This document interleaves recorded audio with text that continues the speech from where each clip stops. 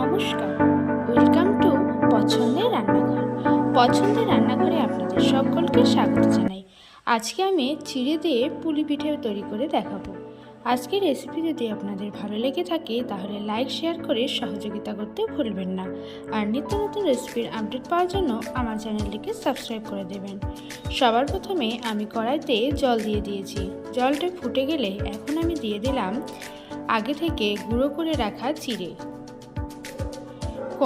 জল আর চিড়ে খুব ভালো করে মিশিয়ে নিতে হবে। দেখুন আমি আস্তে আস্তে খুব ভালো করে মিশিয়ে নিচ্ছি। এখানে আর সামান্য পরিমাণে জল লাগবে, তাই আমি এখানে দিয়ে আবারও খুব ভালো করে মিশিয়ে নেব।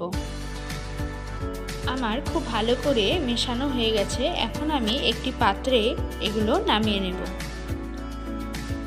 এখন এটা গরম থাকা অবস্থাতেই ভালো করে চেপে চেপে মেখে নিতে হবে। হাত দিয়ে মেখে নিতে অসুবিধা হলে আপনারা বাটি, গ্লাস কিংবা অন্য কোনো পাত্র দিয়েও ভালো করে চেপে চেপে মেখে নিতে পারেন। এবার ভালো করে মেখে নেওয়ার পর আমি দুটো ডো বানিয়ে নিয়েছি।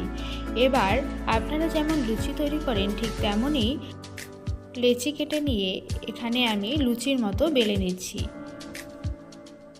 এটা সুন্দর গোল করার জন্য আমি এখানে ছোট সাইজের গ্লাস নিয়ে গোল করে কেটে নিলাম। এতে পিঠেগুলো দেখতে খুব সুন্দর হয়।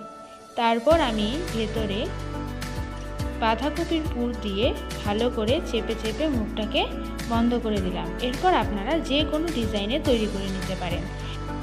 এই বাঁধাকপির রেসিপিটি আমার চ্যানেলে দেওয়া রয়েছে, আমি ডেসক্রিপশন বক্সে লিংক দিয়ে দেবো, আপনারা সেখান থেকে দেখে নেবেন। এরপর আমি তেল গরম করে সেখানে ওই পুলি পিঠেগুলো দিয়ে দিচ্ছি। এবার এগুলোকে উল্টে পাল্টে ভালো করে ভেজে নিলেই তৈরি হয়ে যাবে চিড়ের পুলি পিঠে।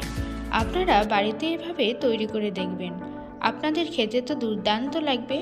আর আমাকে অবশ্যই কমেন্ট করে জানাবেন বাঁধাকপির দিয়ে এই চিড়ের রেসিপিটি আপনাদের কেমন লাগলো।